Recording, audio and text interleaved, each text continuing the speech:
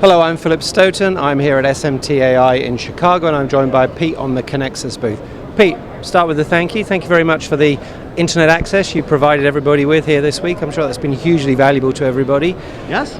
Tell us a bit about the Conexus business, what you do, the environmental impact, the whole story. Well, we're an environmental technology company. Our primary focus is tin, lead, residues. We also do antimony, bismuth, some other base metals. But for the electronics world, what we basically do is we help keep people compliant with their local state laws. We develop technologies which makes it less expensive for them to actually get rid of their wastes, which is a huge problem in electronics, but it's not often talked about. And on top of that, we like to send people lots and lots of money for their waste. Okay. So it's a win for on every aspect. Okay, so you're taking what people ostensibly think of as a cost center and turning it into a potential profit center. Exactly. How do you do that? Because you've got to make it a little bit for yourself, surely. Yeah, well, the long and short is we've developed technologies that no one else has ever in the history of man come up with in order to do things smarter. Essentially, one area that is often neglected is the under-stencil wipes, paste products, paste tubes and jars, which are trash essentially. They're contaminated with lead or base metals or things that basically make it a hazardous waste, and so they're very expensive to manage, to handle. We developed a technology where we take that same material and we treat it in such a way that allows us to reuse it as a reagent in the processing of their dross and other metal wastes, which then delists it, essentially makes it a non-hazardous, so it's cheaper to ship to us. They don't have to report it to their state, which makes them greener by simply changing the phone number they call when they want the garbage man to come.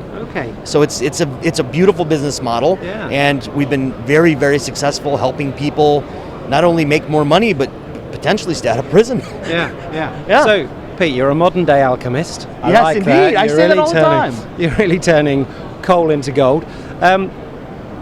If I'm a customer, if I'm in that position, how does the process work for me? I identify the materials. Do you pick them up, or how does that work? Yeah, that's exactly.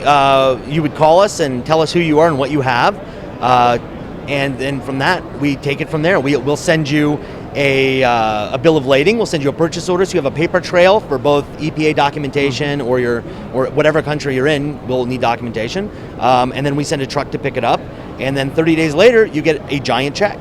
Okay. It's very simple. Yeah, you know? Sounds perfect. So if I think about how your business works, you obviously got some really smart guys coming up with the technology, doing all that good stuff, but you must have to be really on top of the whole legal and regulatory framework. That must be quite a challenge. No, not for us. I mean, we do it for a living. That's the difference between us and pretty much all of our competitors in the electronics universe, is that that's all we do. Right. We are a technology and environmental company.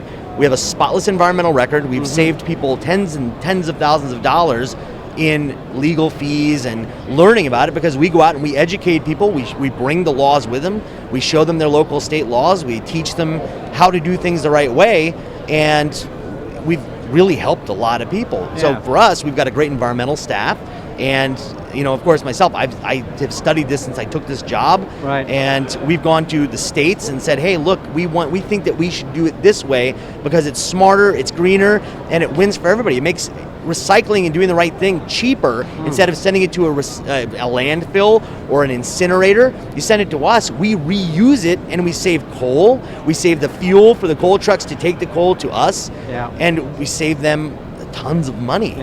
So it's beautiful. So what I'm trying to figure out is why everybody in the world in the electronics industry isn't a Conexus customer. Obviously that's your end goal. Your current customer base, what kind of companies are they? Are they generally EMS companies, or do they a mixture of EMS and OEM? Any particular sector that you like automotive, that you're more successful in? Quite honestly, we're successful across the board. Again, electronics is a very small facet of our overall operations. We do a huge amount of automotive materials. We run anywhere upwards of 60 million pounds of lead product at any given year. And so we do a lot of different things, unique materials, and we're in a unique position to allow us to look at materials that no one else will look at because they're very complex, they're not very profitable, and we developed the technologies in order to go out and fix those problems. There's a lot of things that nobody knows about because, again, we deal with circuit boards and we deal with tape and reel and those sorts of things.